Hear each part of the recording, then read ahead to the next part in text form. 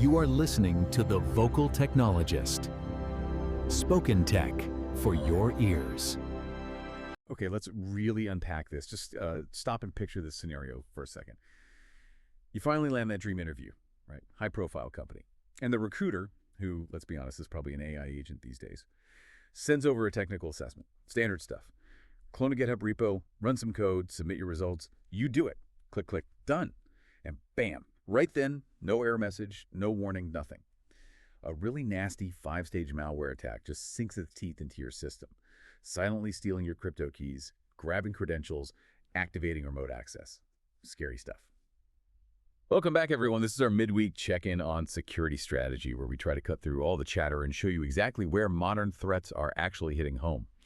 Today, we're looking at a pretty hefty stack of intelligence reports, and honestly, they prove the old lines between consumer apps and serious national security. They're just gone. We're tracking everything from malicious code hiding in your WhatsApp browser tab all the way to full-blown remote code execution inside large language models. It's a wild ride. Yeah, it's definitely more than just a diverse set of threats. It's almost like the whole idea of a traditional perimeter has collapsed. For you listening right now, the security boundary isn't necessarily the firewall at the office anymore. It's that browser extension you installed maybe months ago, or the link a contractor clicked, or even just a simple configuration setting your vendor didn't quite tighten up. Okay, so if that's the situation with everyday platforms, we really need to talk about how that whole security perimeter concept has fundamentally shifted.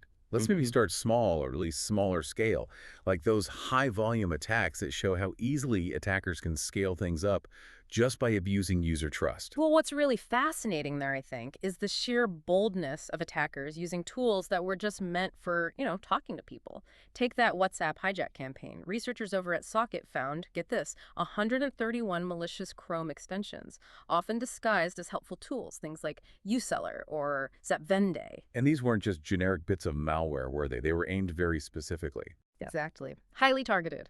Over 20,000 active users, mainly in Brazil, got caught up in this over about 9 months. What they do is they inject malicious code directly into WhatsApp web in your browser. The whole point is to automate these huge bulk spam campaigns. And the clever bit, it bypasses WhatsApp's own anti-spam controls. Oh. Because the messages are coming from the user's own legitimate active browser session, it basically turns thousands of ordinary computers into nodes in a spam network, all thanks to a browser extension someone probably installed without a second thought. Wow. So your own browser is basically betraying you. That really drives home why we need to be so careful with extensions and third-party stuff. Yeah. And that idea of exploiting simple configuration weaknesses in legit platforms. Yeah. That sounds a lot like what happened with Zendesk too, right? That's exactly right. Cybercriminals figured out that if a Zendesk customer hadn't enabled the setting to require email verification before someone submits a support ticket, well, they could exploit that. They could just flood victims with messages. And crucially, these messages appeared to come from hundreds of legitimate Zendesk customer domains. So it slips past all the usual filters. Precisely. It's not just spam volume. It shows how relying on, default vendor settings, even for something as basic as email verification, can open up these massive, unexpected attack paths. And they completely bypass traditional email security because they look legitimate. Okay, so let's scale that third-party risk idea way up, from spam affecting users to critical infrastructure. Because that failure to secure the perimeter, it shifts really fast from annoying spam to serious strategic intelligence gathering. Let's talk about that breach at the Kansas City National Security Campus. Yeah, that incident is a really stark lesson in supply chain security. We're talking foreign threat actors, likely nation-state-sponsored groups. They managed to breach this campus, which is incredibly vital. It produces something like 80% of the non-nuclear components for the U.S. nuclear arsenal. And the entry point, it wasn't some super advanced zero-day exploit nobody had ever seen. What was it then? It was exploiting multiple known Microsoft SharePoint vulnerabilities that had patches available but just hadn't been applied. CVE 2025-53770 and 49704 for those tracking. Okay, and the big risk here, it's probably not that they got into the really sensitive air-gapped systems. Hopefully those are secure. but it's the other stuff. Exactly. It's the potential exposure of unclassified but still highly sensitive technical data. Things like precision requirements, material tolerances, detailed supply chain information. Even unclassified, that kind of data is pure gold from a strategic intelligence perspective. It helps adversaries understand and potentially disrupt defense production. And we saw a similar kind of consequence hitting a contractor play out in the UK as well. We did. A Russian cybercrime group, known as Lynx, they successfully compromised Dodd Group. They're a contractor for the UK Ministry of Defense. Again, they didn't hit the military directly, they hit the supplier, and they walked away with 4 terabytes of sensitive files. 4 terabytes, that's huge. What kind of info was in there? Astonishingly granular stuff. Staff names, emails, visitor logs, even detailed security guidance documents marked official sensitive. And this related to critical sites like RAF Lakenheath, a NATO radar site at RAF Portree. I mean, having that level of detail exposed really highlights the massive risk involved when you rely on your contractor's security posture. It's an extension of your own. Absolutely. And if anyone doubts just how fast you need to move on patching, well, look at Adobe Commerce, what used to be Magento. Oh yeah, the Session Reaper vulnerability. That was CVE 2025-54236, a remote code execution flaw. And the speed of exploitation was just incredible. Only 6 weeks after Adobe released the patch, attackers hit over 250 Magento e-commerce stores in 24 hours. Wow. And what could they do? Full customer account takeover, remote code execution, all through the REST API. It just underlines it again. Patching isn't just a good idea, it's a race against time. It's absolutely critical. That's actually a perfect transition, because while we're clearly struggling with, basic patching hygiene, the attacks themselves are getting way more sophisticated. They're moving beyond just hitting the network edge and getting right into, well, the user's brain or maybe even the AI's brain.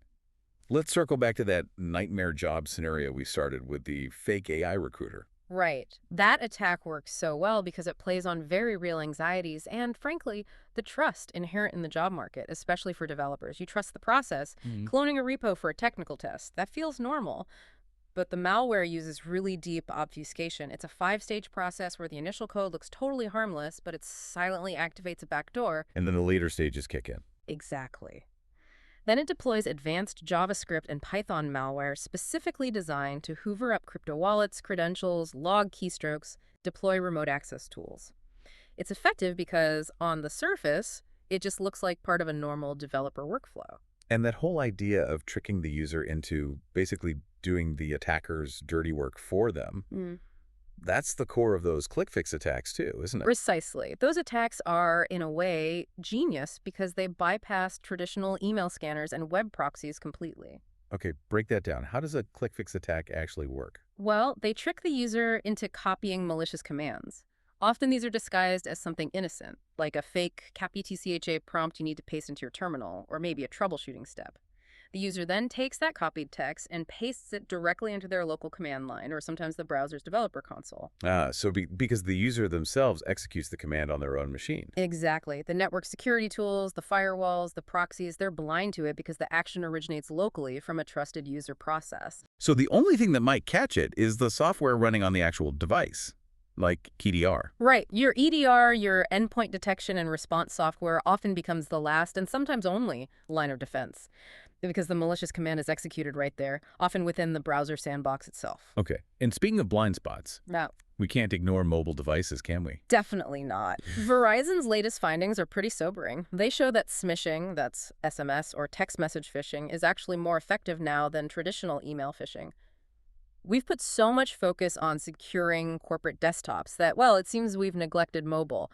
Their simulations showed up to half of users failing smishing tests. Half. That's wow. Yeah, and think about it. Our phones are constantly connected, often less protected, and arguably hold just as much sensitive data. It's a major blind spot. Okay, let's shift gears a bit now to the really cutting-edge stuff, the AI frontier, which, let's face it, is rapidly becoming a new and maybe pretty volatile attack surface. This idea that prompt injection could actually lead to RCE remote code execution, that's exactly the kind of novel threat that keeps security folks up at night. It is, and researchers at Trail of Bits demonstrated this quite effectively. They looked at popular AI agent platforms, systems built on LLMs, large language models, that are designed to execute tasks for you.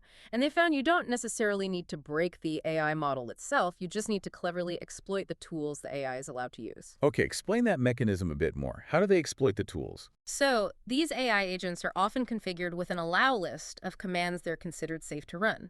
Think basic stuff like git for code version control or find for searching files, standard utilities. What the attackers figured out is that through sophisticated prompt injection, they could trick the agent into combining those safe commands with specific malicious flags or options. For example, using the git show format command, but with cleverly crafted format strings, could allow the agent to write arbitrary files to the underlying host system. Whoa. So even though Git itself is on the safe list, a specific way of using Git becomes the vector for RCE. Exactly. The researchers are basically sounding the alarm here. They're saying that just maintaining an allow list of safe commands without properly sandboxing the AI agent is fundamentally flawed. It's insecure by design. And sandboxing, just for clarity, that means putting the AI in a kind of sealed container, right? Limiting what it can actually touch on the system. Precisely. A restricted environment where it can only interact in very specific controlled ways, preventing it from accessing the broader operating system or sensitive files. Without that, the allow list is basically a security theater. And we saw a similar kind of logic exploiting trusted components used for data exfiltration in Microsoft 365 Copilot, using, of all things, mermaid diagrams. Right, the diagram vulnerability. That was really sneaky. It really was. Attackers created these specially crafted documents that embedded dynamic mermaid diagrams, those tools people use to make flowcharts and sequence diagrams easily. But these diagrams had hidden instructions baked in, along with a fake login button. If a user clicked that button... Let me guess, bad things happen. Yeah. The diagram's dynamic content would leverage Copilot's existing access permissions to quietly exfiltrate sensitive business data, like the user's recent emails, off to an external attacker-controlled server. Microsoft actually had to step in and disable interactions with dynamic mermaid content specifically to shut down that threat vector. It really is all about finding and exploiting those trusted interconnected components within an environment. But there is a bit of a bright side here for the defenders, right? For researchers trying to understand these new LLM vulnerabilities. Tell us about Andrej Karpathy's NanoChat project. NanoChat. Yes, that's potentially a game changer for the defensive side. It's an open source clone of a large language model that, crucially, you can build yourself for around $100. What that gives you is a completely transparent, hackable architecture. Security researchers can finally get under the hood, experiment with adversarial prompt injection techniques, probe for weaknesses. They can really understand the kinds of vulnerabilities that the big commercial black box AI models deliberately keep hidden. It helps shift the knowledge balance back towards the defenders by providing that crucial visibility into the mechanics. That visibility is exactly what's needed. Because, okay, as we move towards talking about defense, it feels like while some attacks are getting really futuristic, a lot of the defensive struggles are still about catching up with existing known threats. What are the really key defensive shifts organizations need to be focusing on right now? Well, number one has to be identity and credentials. The era of static secrets, those long-lived API keys, tokens, passwords, hard-coded somewhere that era is, or at least really should be, dying. The necessary shift, the big push now, is towards managed identities, using platform-native systems like AWS IAM roles, that's identity and access management, or Azure managed identities. Yeah, I mean, anyone who's ever wasted a weekend trying to track down some ancient hard-coded API key knows that moving to managed identities isn't just better security, it's a massive quality of life boost for the ops teams too. Oh, absolutely. Organizations that make this shift are reporting things like a 95% reduction in the time spent just managing credentials. The goal for many is to slash their overall secret footprint by 70, maybe 80%. Get rid of the need for manual rotation, eliminate the risk of accidental leakage.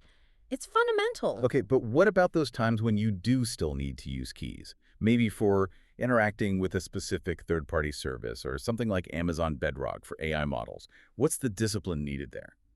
If you absolutely must use keys, the rule should be short-term and expiring. Generate them for a specific, limited purpose and duration. But even more critically, you need comprehensive monitoring wrapped around them, using services like AWS CloudTrail or Azure Monitor and EventBridge in AWS.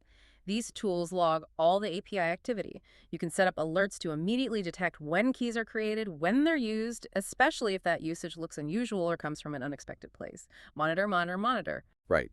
But then there's the really frustrating part, the part that feels almost, I don't know, embarrassing for the industry sometimes, which is the persistence of really basic flaws in critical, often expensive network edge devices. We're talking vulnerabilities straight out of the 1990s still being successfully exploited today. It's genuinely a maintenance crisis. Nearly 1 out of every 3 zero-day vulnerabilities that Google tracked this year targeted these network edge devices, firewalls, VPN concentrators, gateways.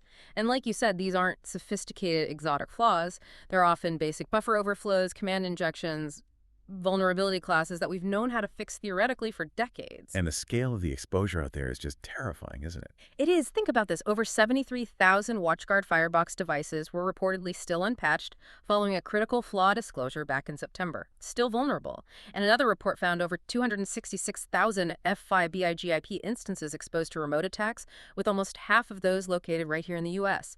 We know how to fix these things, the patches exist, yet the sheer number of exposed systems remains enormous. It really forces you to confront the fact that some of the most damaging security failures aren't down to genius hackers, but just basic maintenance and patching lag. What? Simple stuff, not done. It often boils down to that, yeah.